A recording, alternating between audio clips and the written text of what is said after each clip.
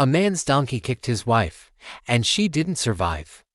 Months later, it happened again with his second wife. But the real mystery wasn't the deadly donkey, it was the secret conversation the husband was having with the men at the funeral. The village was in shock. A man's donkey had kicked his wife, leading to a tragic end. Everyone thought it was just a freak accident until the man remarried.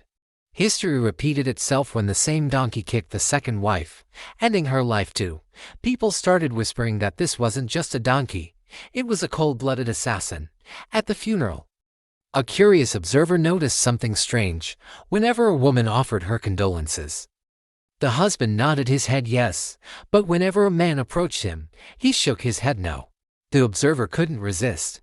He pulled the man aside and asked, "What is the secret behind your nodding? Why tell the women yes and the men no?"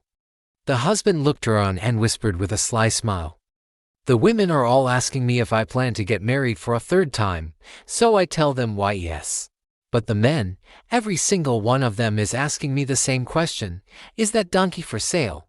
And I tell them no, in a world full of marriage drama. Sometimes a donkey is a man's most valuable asset, so, before you think about your next marriage, ask yourself one question: do you have a donkey like his?